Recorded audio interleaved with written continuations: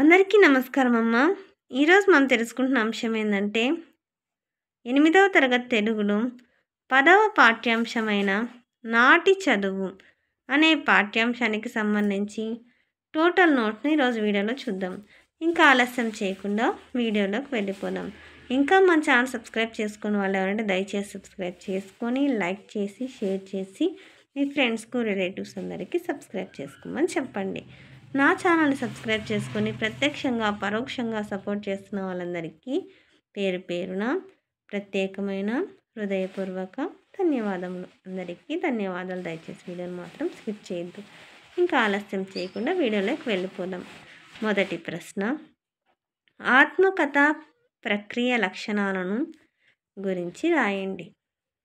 తర్వాత రెండవ ప్రశ్న, వెంకటరమణయ్య పరీక్షలలో కృతార్థుడైన విధానం రాయండి. తర్వాత మూడవ ప్రశ్న, నాటి విద్యార్థులు దసరా పండుగకు చేసిన కార్యక్రమాన్ని గురించి రాయండి. తర్వాతి ప్రశ్న, ఆనాటి విద్యా విధానంలో ఉన్న ప్రత్యేకత ఏమిటి? జాగ్రత్తగా స్క్రీన్ షాట్ తీసుకోండి అమ్మా. అక్షరాలు కనుక క్లియర్గా కనిపించకపోతే నెట్ క్వాలిటీ పెంచుకొని స్క్రీన్ షాట్ తీసుకోండి అమ్మా. ఇంకా మన ఛానల్ సబ్స్క్రైబ్ చేసుకుని వాళ్ళు ఎవరంటే దయచేసి సబ్స్క్రైబ్ చేసుకొని లైక్ చేసి షేర్ చేసి మీ ఫ్రెండ్స్కు రిలేటివ్స్ అందరికీ సబ్స్క్రైబ్ చేసుకోమని చెప్పండి. నా ఛానల్ని సబ్స్క్రైబ్ చేసుకొని ప్రత్యక్షంగా పరోక్షంగా సపోర్ట్ చేస్తున్న వాళ్ళందరికీ పేరు పేరున ప్రత్యేకమైన హృదయపూర్వక ధన్యవాదములు. జాగ్రత్తగా స్క్రీన్ షాట్ తీసుకున్నాను. తర్వాత నెక్స్ట్ ఐదవ ప్రశ్న, విద్యా ఆవశ్యకతను రాయండి. జాగ్రత్తగా స్క్రీన్ షాట్ తీసుకున్నాను. ఎక్కడికక్కడ స్క్రీన్ షాట్ తీసుకోండి. మళ్ళీ చెప్తున్నా అనుకోద్దండి. ఒకవేళ అక్షరాలు కనుక క్లియర్గా కనిపించకపోతే నెట్ క్వాలిటీ పెంచుకొని స్క్రీన్ షాట్ తీసుకోండమ్మా. అన్నదమ్ములు వాటాలు వేసుకోవచ్చు. తర్వాత ఇది కంటిన్యూషన్ కూడా. ఆరవ ప్రశ్న, నాటి నేటి విద్యా విధానాలు తారతమ్యం గురించి రాయండి. అంటే నాటి విద్యా విధానంకి ఇప్పటి విద్యా విధానానికి గల తేడా. జాగ్రత్తగా స్క్రీన్ షాట్ తీసుకోండి. మళ్ళీ చెప్తున్నా అనుకోద్దండి. మా అక్షరాలు కనుక క్లియర్గా కనిపించకపోతే నెట్ క్వాలిటీ పెంచుకొని స్క్రీన్ షాట్ తీసుకోండి. నెక్స్ట్ భాషాంశాలు పదజాలం. 1వ క్రింది వాక్యాలలో గీత గీసిన పదాలకు అర్థాలు రాసి వాటితో సొంత వాక్యాలు రాయండి. విద్య అంటే చదువు. విద్యకు సాటైన ధనం లేదు. సొంత వాక్యం ఏంది? చదువు చుట్టే చదువు వలన సంస్కారం ఏర్పడుతుంది. కొంతమందికి చదువు ఉంటుంది కానీ సంస్కారం ఉండదు. మనుషులను ప్రేమగా ఆప్యాయంగా ఇతరులకు మంచి చేద్దామనే ఆలోచనతో ఉండాలి. కానీ కొంతమంది మూర్ఖంగా ప్రవర్తిస్తుంటారు, ఎంత గొప్ప చదువుకున్న పెద్దవాళ్ళైనా. సరేలేమ్మా. పారితోషికం అంటే బహుమతి. సొంత వాక్యం, ఆటలలో గెలిచిన వారికి బహుమతులు ఇచ్చారు. నెక్స్ట్ కృతార్థుడు అంటే ఉత్తీర్ణుడు. నేను 10వ తరగతి 10% 100% అంటే 10 పాయింట్స్ పాయింట్స్ అయితే 10 అంటాం కదా, అట్లా ఫుల్ మార్క్స్తో ఉత్తీర్ణుడు అవుతాను. తర్వాత జ్ఞాపకం అంటే గుర్తు. వృద్ధులు దేనిని సరిగా గుర్తు పెట్టుకోలేరు. పాండిత్యం అంటే వైదుష్యం. ఎక్కువ పుస్తకాలు చదివితే వైదుష్యం పెరుగుతుంది. తర్వాత రెండవ, క్రింది ప్రకృతి వికృతులను జతపరిచి రాయండి.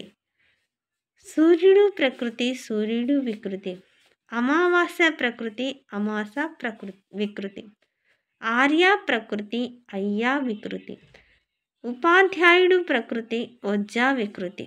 భక్తి ప్రకృతి, బత్తి వికృతి. తర్వాత ప్రకృతి వికృతుల్లో అమావాస్య ప్రకృతి, అమావాస్య వికృతి. సూర్యుడు ప్రకృతి, సూర్యుడు వికృతి. ఆర్య ప్రకృతి, అయ్య వికృతి. ఉపాధ్యాయుడు ప్రకృతి, ఉజ్జా వికృతి. భక్తి ప్రకృతి, బత్తి వికృతి.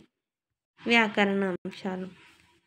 క్రింది సంధి పదాలకు తగిన విధంగా సమాధానాలను రాయండి. అక్షరాభ్యాసం అంటే అక్షర ప్లస్ అభ్యాసం సవర్ణ దీర్ఘ సంధి. సూర్యోదయం అంటే సూర్య ప్లస్ ఉదయం గుణసంధి. గ్రామాంతరం అంటే గ్రామ ప్లస్ అంతరం సవర్ణ దీర్ఘ సంధి. విద్యాలయాలు విద్యా ప్లస్ ఆలయాలు సవర్ణ దీర్ఘ సంధి. మధ్యాహ్నం అంటే మధ్య ప్లస్ ఆను సవర్ణ దీర్ఘ సంధి. తర్వాత రెండవ, క్రింది పదాలకు విగ్రహ వాక్యాలను రాసి సమాసనామాలను రాయండి. నా జన్మదినం, నా యొక్క జన్మదినం. కిన్కున్ యొక్క లోపల షష్ఠీ విభక్తి అంటే షష్ఠీ తత్పురుష సమాసం. పెద్ద బాలశిక్ష, పెద్దదైన బాలశిక్ష. విశేషణ పూర్వపద కర్మధారయ సమాసం. పాత పద్ధతి, పాతదైన పద్ధతి. విశేషణ పూర్వపద. ఇక్కడ చూడండి ఎట్లా అంటే బాలశిక్ష మామూలే, కానీ ఎట్లాంటి బాలశిక్ష? పెద్దదైన ప్రత్యేకత ఉంది కాబట్టి ముందుగా ఫస్ట్గా, కాబట్టి విశేషణం. ప్రత్యేకత ఏమంటారు? విశేషణం. పూర్వపదం అంటే ముందు ఫస్ట్ వచ్చింది కాబట్టి ప్రత్యేకత, దాన్ని విశేషణ పూర్వపద కర్మధారయ సమాసం అంటారు. ఇక్కడ చూడండి పద్ధతి మామూలే, కానీ ఎట్లాంటి పద్ధతి? పాతదైన పద్ధతి. అంటే పాతది ప్రత్యేకత అంటే విశేషణం మొదటి పదంగా వచ్చింది కాబట్టి దీన్ని విశేషణ పూర్వపదం కర్మధారయ సమాసం అని అంటారు. తర్వాత 2 గంటలు, రెండైన గంటలు. ఎప్పుడే కానీ సంఖ్య వస్తాను ఏమంటారంటే ద్విగు సమాసం. అందరికీ ధన్యవాదాలమ్మా. ఇంకా మన ఛానల్ సబ్స్క్రైబ్ చేసుకుని వాళ్ళు ఎవరంటే దయచేసి సబ్స్క్రైబ్ చేసుకొని లైక్ చేసి షేర్ చేసి మీ ఫ్రెండ్స్కు రిలేటివ్స్ అందరూ సబ్స్క్రైబ్ చేసుకోమని చెప్పండి. నా ఛానల్ని సబ్స్క్రైబ్ చేసుకుని ప్రత్యక్షంగా పరోక్షంగా సపోర్ట్ చేస్తున్న వాళ్ళందరికీ పేరు పేరున ప్రత్యేకమైన హృదయపూర్వక ధన్యవాదములు. అందరికీ ధన్యవాదాలు. దయచేసి వీడియోని మాత్రం స్కిప్ చేయండి. ధన్యవాదాలు.